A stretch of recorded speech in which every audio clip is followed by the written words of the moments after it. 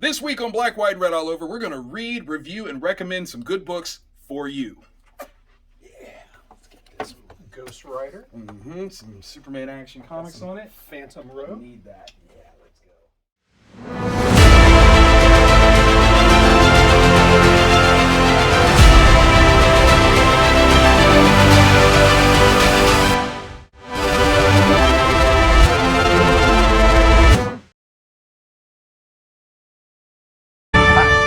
This is Victor Dandridge. Hello.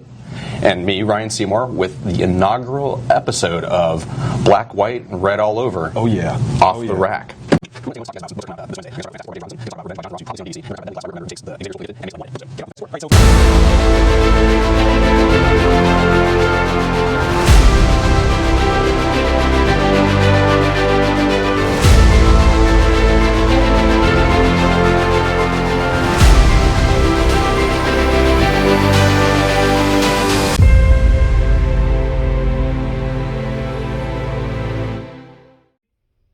Hello and welcome to a brand new episode of Black, White, and Red All Over. I'm Victor Dandridge, the hardest working man in comics. Ryan Seymour, King of Comic Town here in Columbus, Ohio. Boom! We're back for a brand new week. This is exciting, sir. This is season 10. Season 10. 10 years. 10 years. Jeez. That's a whole kid of mine ago. Right? Like, wow. Right? Like if I round down, that's one of mine. That's fair. Yeah, I mean, if I were rounding, that's almost two of mine. Right? So, like, that's a long time. It is a long time. That's a long time. So, what an amazing thing for us to be able to celebrate this. We're super excited to be here with all of you. Thank you for tuning in. Hopefully, you enjoy what you see, and you should go ahead and subscribe right now because you're going to love it. Yeah, you know it. Preemptively, hit the like button because you probably will. Yeah, no, we're certain of it. Oh, yeah. Totally. Okay, so industry-wise, we just had on the East Coast a major event, Comics Pro. Yes. It's a retailer creative summit. What exactly is that? It is really, really cool. I was unable to attend this year. Okay, very good. I hate that. I wanted to be there because it was in Pittsburgh. So right? It's not that far from Columbus. It's like 3 hours away. And it is a really awesome moment where publishers, creators, and store owners all get together. And we communicate with each other like these are the issues that we see with with shipping or printing or any of that. Wow. And it really is this moment where there are no boundaries and real progress can be made in terms of getting the best product into the best shops, into the best readers' hands. That's dope. Yeah. I love how it basically builds on the symbiotic nature that comics have to be in order for us all to survive. It can't just be one side is responsible for everything. We all got to work together. Yeah, we all have our responsibilities. Okay, so we didn't make it this time because I didn't make it either. But what do you think the chances are that we could do a whole campaign of bringing Comics Pro to Columbus? We should. We totally should. Because Columbus, 16th biggest city, or it's 15th biggest city in the nation. There you go. It is the fastest growing city in the nation. Yep. And there are 2 Eisner winners Yeah. and at least 1 Eisner nominee. Absolutely. So it's not like it's a No, nobody like city. literally, like it's legit. we've got the Billy Ireland Cartoon Research Library, we've got Cartoon Crossroads Columbus, we've got GalaxyCon Columbus, Space, we've got and a ton of creators here. Yeah. Like, Okay. Yeah. all right, so hashtag Comics Pro Columbus 2024. I don't know. Did I just start something? Did I just trend that? We'll see. Let's see what happens. It's easy for me to attend it next time. Yeah, because we'll have it here. We'll just have it like right here. We'll put it in one of the offices. We'll make it work. This week, I get to go to Emerald City Comic Con in Seattle, Washington. I haven't been to that show in 10 years. Wow. Yeah, it's crazy. Like, when I was there last, I was still the 8-bit guy. Like, I've got a whole host of comic books that I've published. You create, like, material that I've put out, and they've never even seen it. So, super excited. So, if you guys are there, interested in coming around, I've got a couple of panels, which are going to be amazing. You should come to those. Not celebrity panels. Creator panels. Oh, yeah, that's right. We're getting our hands dirty. We're getting to the thick of it. But when I'm not doing those, I'm going to be at table 023. So come say hi. Come say hi. Speaking of things that are amazing. Yes. We read some good books this week. Yes. Very good books. Our Goodreads that should read. We've got one that's the same. Only one. Just one. Yeah. So we're coming at you with a range of books here. That's 5. It's 5 whole books that we're recommending as honorable mentions. Where do you want to start? That's a toughie. All right. Why don't we detective? Because we're huge fans of Ron V as a writer. Yes. Many Death is a Layla Star, Swamp Thing. So good.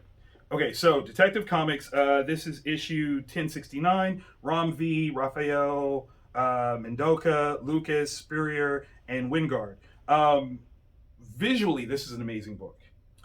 Here's my thing, and I think it might be me. Yeah. I think I'm coming into this run like an issue or two in. So it's not that... It's not the same snap. I'm not catching it as quickly as I normally am, and I'm a huge Ron V fan, just like you. Mm-hmm. So this kind of threw me off where I was like, I'm kind of feeling my way through. Yeah.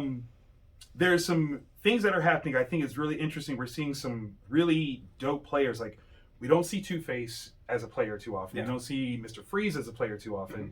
So starting to kind of put these things together and kind of making the Rogues Gallery of Batman not villains of the week, but localized citizens in Gotham. Like, they have... Nobody's ever done that. That's what I'm saying. Like, there are parts of it where I'm like, oh, like, in this scene... they live there. They live there. Like, that's the thing. Like, they're not... You know, like, a lot of times people are like, oh, they're just in Arkham. No, they're not just in Arkham. A lot of times they are... Like, he is just there. Like... Just in his townhome. Just there, right? Like, where he lives, and if people are doing stuff, like, you're going to run into him, and that creates problems. And I think that's one of the cool things that I'm getting from this overall. Mm-hmm. It just took me a second to get into the story because I think I missed one. Okay. So I'm going to have to go back and check some back issues. Yes, very good stuff.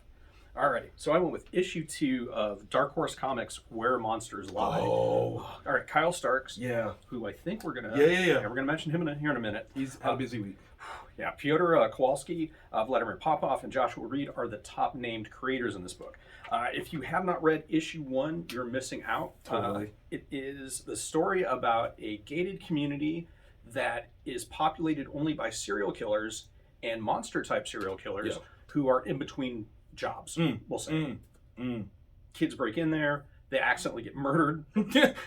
Is it an accident when you do that? I don't know, like the machete was right there. Don't start, no won't be none. Mm-hmm. One of them gets out, runs into the right police at the right area, who actually has a history with serial killers. Oh. And he rallies, so that's the first issue. The second issue, he rallies a group of officers that are like the best of the rest. And yeah, I don't feel confident about these guys. It doesn't go well. And they decide they're going to storm the compound and they're going to catch all of these. And it goes so. There are certain things in life that I'm absolutely terrified of. Yeah. But it is expertly used in this particular instance.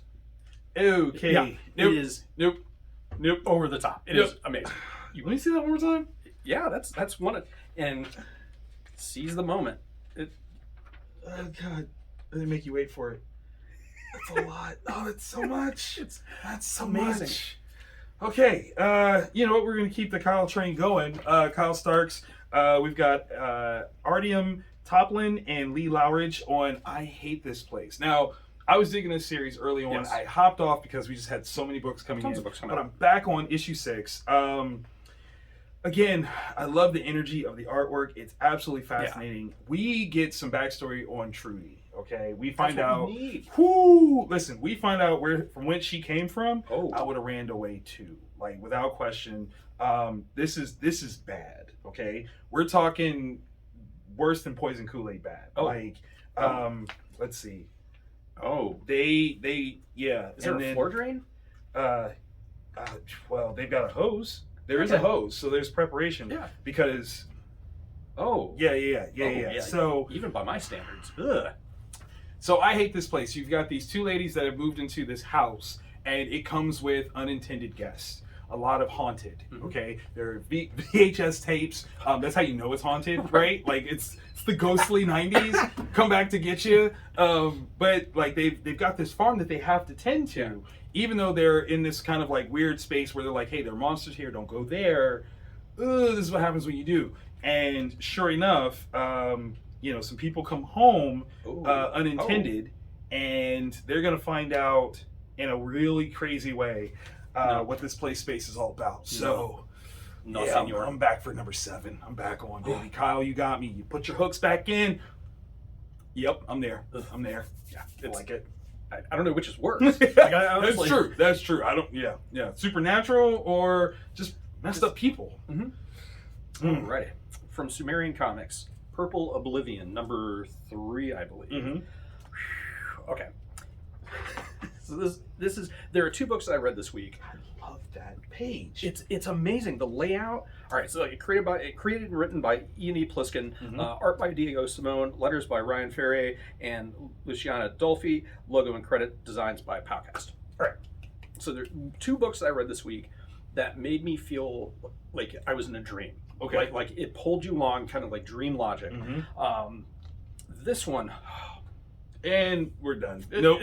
Nope. Nope. Yeah, right. It's oh god. It's like it's like if David Cronenberg directed John Carpenter's Thing, like a Venn diagram of those 2 things, but and then mixed it in with The Void, like the I like The Void too. The Void's really good. Movie. This is such a good movie because you got that sort of thing where there is somebody trying to take humanity and flesh to the next level. This realms that we've never gotten to before.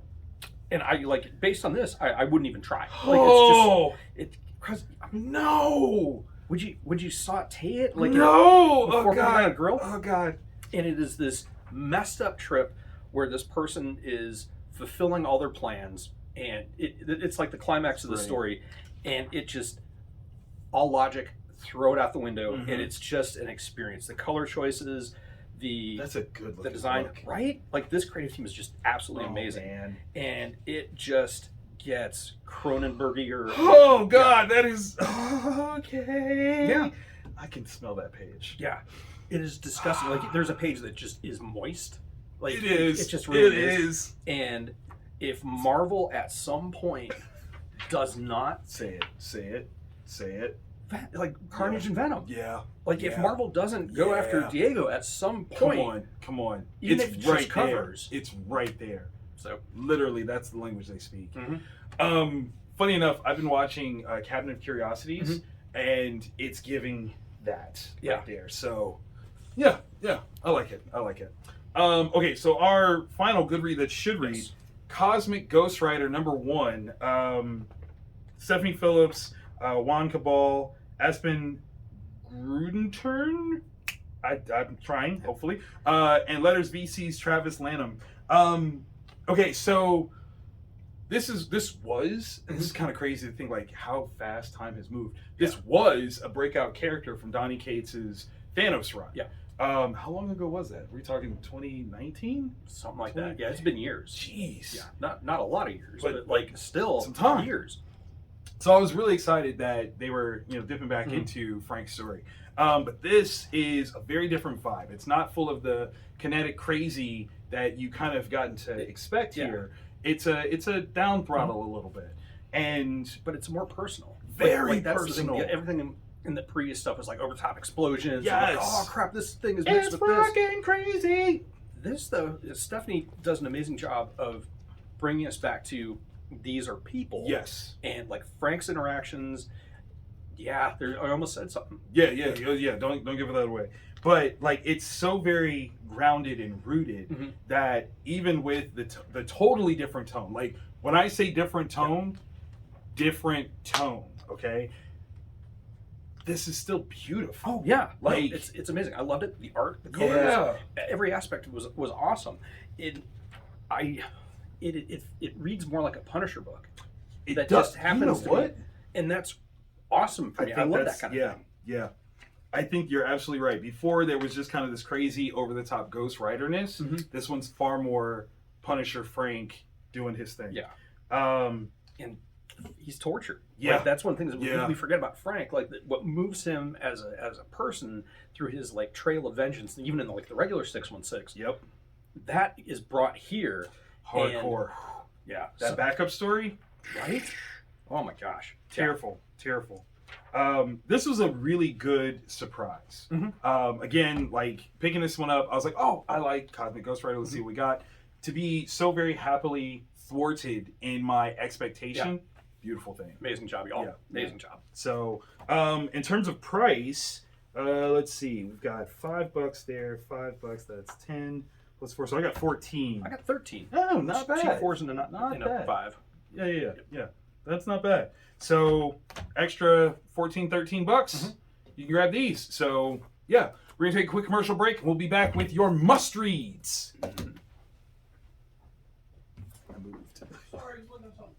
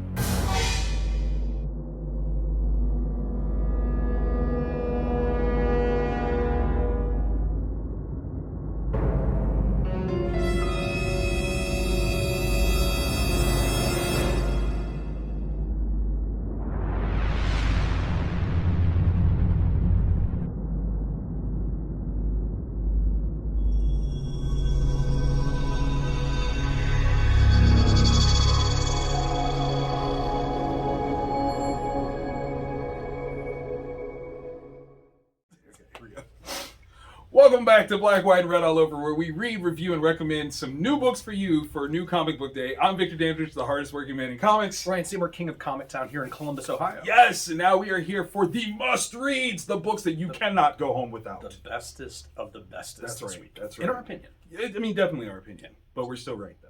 Just saying. Okay, so in this one, we've got... All three. All three the same? All three the same. Yes, let's go. Okay, where do you want to start? That's tough. Yeah. Because these are three very diverse. Very, very different reads, which does speak to the volume of opportunity for you. What's interesting to me is we're literally all three different publishers as well. I think that's big, super important. For the sake of, do you want to get the biggest book out of the way? Yeah, we can. Okay, all right. Let's just to hold down the acrylic a little better. From AfterShock Comics, love them. We've got All Night and Every Day by Ray Fawkes and Andrea Fertella. Now, this looks sexy. Yeah, it looks like this is a young couple. Right? Because I'm almost 50, I can say that. And they're That's fair. and they're enjoying being a couple. Yes. Like it's a romantic night or day, potentially. Totally. Right? It could be an afternoon delight, but still super fun. Yes. Even when you look at the back, you're like, oh, there's some rowdiness here. Like there's some rowdy, raunchy fun that's going to happen. Yeah. Okay. Let me tell you how this is a brilliant lie. Okay? It really is. This is such a heartbreaking, in the best way possible, love story gone awry. Okay? Let me just tell you, you start off where you're like, oh yeah, I think I know what I'm... No. You start off with heartbreak, and it just continues. Okay? This book was super trippy. It really was. Super trippy. It really was. It did not remind me of a time I took a half tab of acid and went to a party. It does not remind me of that. I'm so glad it doesn't remind you of that, because what a memory that would be that you're probably still having right now. I haven't played euchre again. It didn't happen, but I don't play euchre anymore. Because of this. Because that didn't happen. So, about this book. But no, this is... Okay, so again, this is a one-shot issue, so you're getting it all in one. And I have to admit, like, there were parts of it where I'm like, how do you wrap this story up? Where does this go? Right? And once... This team nailed it. Man! Like, hardcore. I think we can safely say that Oh no, because I don't want to spoil that. Yeah, no. You don't want to spoil any part of that. Yeah, no. And I got to give some special love to Sarah Colella, the colorist, who did a phenomenal job here, and Matt Krotzer, the letterer, made this story like it's already beautifully drawn, but the colors create this whole nother layer to it. And the lettering, I mean, you had a task. You had to figure out how to balance this. And especially because there's a particular character down near the end where the lettering is so important, the way that it's presented. Yep. The choice for the super dope. The font, every bit about it was awesome. Like it almost carried like atmosphere. It's It amazing. really did. Absolutely. Like from words. Yes. Like just like comic words. Like how do you do that? You do that skillfully. Did. Yeah. This was super dope. Yeah. It's a one and done. So you don't need any backstory. You don't need any future story. It's heartbreaking. It's trippy. It's uplifting at moments before it gets heartbreaking at moments. And it's like a fever dream. It's really, really amazing. It's something I could see as like, I don't know, like if they brought back Masters of Horror or like some kind of anthology series. I could see this getting... You know what? Okay, not for nothing. I know that AfterShock has this cool development deal that's in the works. I need you guys to actively decide to do like a Twilight Zone-esque thing. Take your one-shots and make that into a little feature, right? You could. I mean, even if it's just like a little series that you do on like YouTube, do that. Yeah. And then like cut it off right at the end and tell people that they gotta come read the books in order to find out the end. Multimedia, be awesome. Actually, right? Be awesome. I think that would be amazing. So, I'm just throwing that out. Just ideas. Just ideas. And this is where it gets even tougher to decide. Do we keep the vibe or do we switch gears completely? I don't know. Yeah, I don't know. Let's. How about we do this one first because this is the continuation of. We can definitely do that. Stay the number one course. Okay. Phantom Road. Jeff Lemire, Gabriel Walta, and Jordi Belair. What I just gave you was the recipe for success in storytelling, okay? Yeah. You put those three names together, you say go, and you will get something worth reading, worth your time and your money, and worth rereading. Yes. Phantom Road #1 from Image Comics is, again, one of these tales that just kind of comes out of nowhere. Yeah, because the first half of it, or first third of it, right? Yeah. It's like, it's a truck driver, and it's his life on the road. Right. And you get like a little glimpse of his childhood, and then there's something that changes the status quo. Yeah. Ridiculous. Hardcore. Like it's a totally different book afterwards. Yeah. But in the best way. Like you hear the music skip, the record stops, and all of a sudden it becomes something totally creep-tastic. And freaking amazing. Yeah. Even the art kind of changes. Yeah, like there's a wash to it. The color choices totally change. Yeah. It's kind of like Wizard of Oz, where like the door opens and you're in this completely different world. We don't know the rules. I don't even know what those. No, we don't. But I mean, at least we have some understanding of how you can interact with them, which is cool.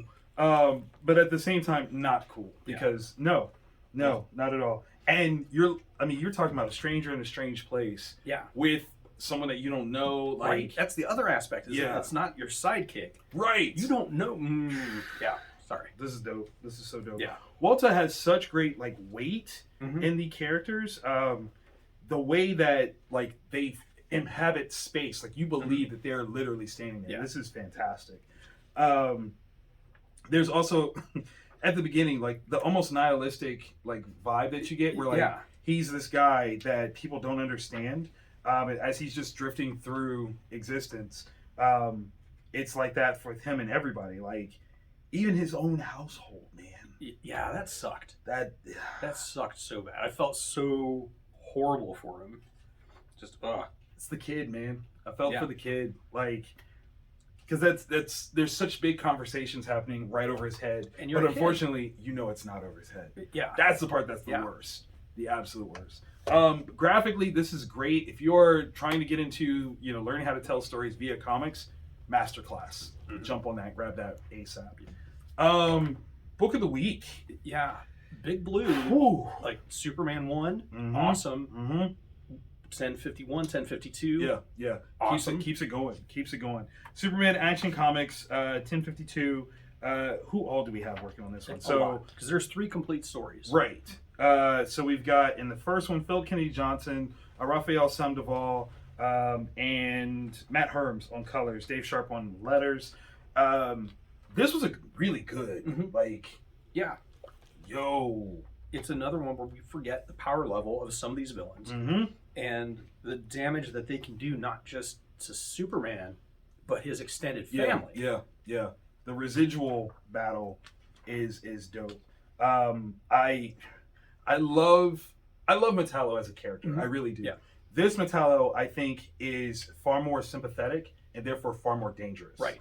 Way more dangerous. That's one of the things that with this particular story, Metallo isn't just some weaponized character. Right. There is a backstory that's motivating him, and the way they work that in, and they humanize. Oh God, it's top notch. The Superman family, how they function. Yeah. The twins from Battle World. There's a particular panel where you see the picture and you see what's going on. And you get it. And it's so heartbreaking. Yeah. You get it. This, I thought, was a great moment. Right? That shows the scope and scale of how Superman operates. Yeah. Like, I'm in this. You saw me do this, yes. But while I was doing that, I also was doing this, and this. And that's a dude that's best friends with Batman. Yeah. Because you can't be best friends with Batman and you don't pick up something like that. Absolutely brilliant. Story number 2. Oh, yeah. Again, genius. It's otherworldly. It's Dan Jurgens. Right. Lee Weeks. Right. Elizabeth Brettweiser, Rob Lee. Okay, so this one's kind of winding the clock back. John is little. They've just come to the rebirth. Yeah. Like this is that. Like Superman's still wearing a black suit kind of space, right? Got the beard. Super sexy. And we're getting ready to see like the unfolding of an adventure kick off that has ties 30 years in the making, 20 years in the making. I think that's technically where this story came from. No, this was done for the 30th anniversary. Yeah. Right. Okay, so we've got a story that has some cool continuity that recently revisited. So yeah, super dope. And then last but certainly not least, this Power Girl series is so daggone good. Yeah, it frustrates me because you can take a character like this and do some really amazing things. Yeah. Instead of like making it a cheesecake book, and you're like Tom King's the Supergirl series. Yes. Like you can do something like definitely that with her. This is powerful. So Leah Williams, Marguerite Sauvage, Becky Carey, and Jillian Grant. Number 1, seemingly an all-female team. So that already has a vibe to it. Color choice and everything like that. This is a brilliant book.